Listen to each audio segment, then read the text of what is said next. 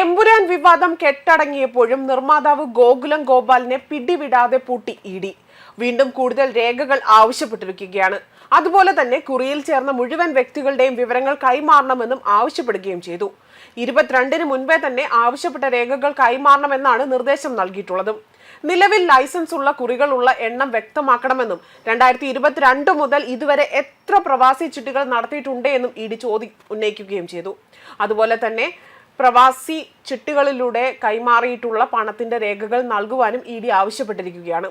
ഗോകുലം ഗോപാലിന്റെ ഉടമസ്ഥതയിലുള്ള ഗോകുലം ഓഫീസുകളിൽ കഴിഞ്ഞ ദിവസമായിരുന്നു എൻഫോഴ്സ്മെന്റ് ഡയറക്ടറേറ്റ് വ്യാപകമായ റെയ്ഡ് നടത്തിയിരുന്നതും.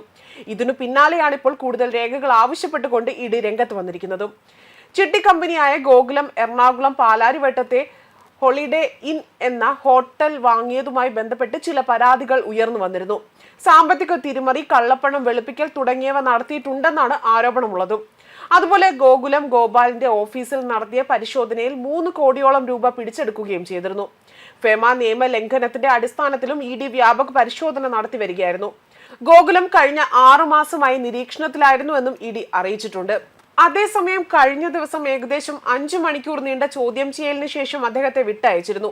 ഇതിനു പിന്നാലെയാണ് എല്ലാ രേഖകളും ആവശ്യപ്പെട്ടുകൊണ്ട് ഇഡി ഇപ്പോൾ രംഗത്ത് വന്നിരിക്കുന്നത്. കൂടാതെ ഇന്ത്യക്ക് പുറത്ത് താമസിക്കുന്ന ആളുകളിൽ നിന്ന് അനുമതിയില്ലാതെ തന്നെ ചിട്ടി ഫണ്ടുകൾക്കായി കമ്പനി പണം ശേഖരിച്ചിട്ടുണ്ടെന്ന രഹസ്യ വിവരം ലഭിച്ചതിനെ തുടർന്നായിരുന്നു ഇഡി അന്വേഷണം ആരംഭിച്ചതും.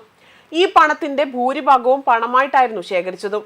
ഇത് റിസർവ് ബാങ്ക് ഓഫ് ഇന്ത്യ നിയമങ്ങൾക്ക് വിരുദ്ധമാണ്. അന്വേഷണത്തിൽ കമ്പനി വിദേശത്ത് താമസിക്കുന്ന ആളുകളിൽ നിന്ന് 371.80 കോടി രൂപ പണമായും 220.74 കോടി രൂപ ചെക്കായും കൈപ്പറ്റിയതായും കണ്ടെത്തുകയായിരുന്നു.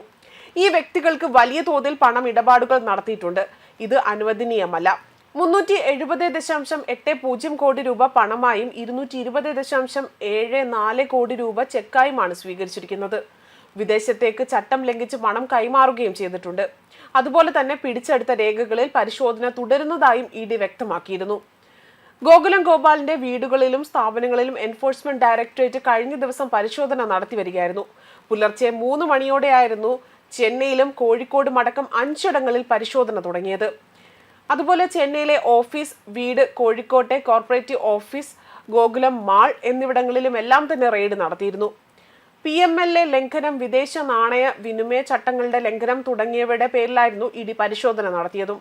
ഏതാണ്ട് 1000 കോടിയോളം രൂപ കള്ളപ്പണ ഇടപാട് ഗോകുലം സ്ഥാപനങ്ങൾ കേന്ദ്രീകരിച്ച് നടത്തിയെന്നാണ് പറയപ്പെടുന്നതും.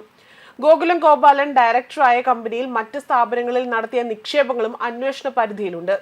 കോടികളുടെ വിദേശ സാമ്പത്തിക ഇടപാടുകളാണ് ഫെമ ചട്ട ലംഘനവുമായി പരിശോധിക്കുന്നത്. 2017 ആദായ നികുതി വകുപ്പും 2023 ഇഡിയും ഗോകുലം ഗോപാലിനെതിരെ ഒരിടവേളയ്ക്ക് മുൻപേ തന്നെ അന്വേഷണം നടത്തിയിരുന്നു. ന്യൂസ് ഡെസ്ക് കർമ്മ ന്യൂസ്.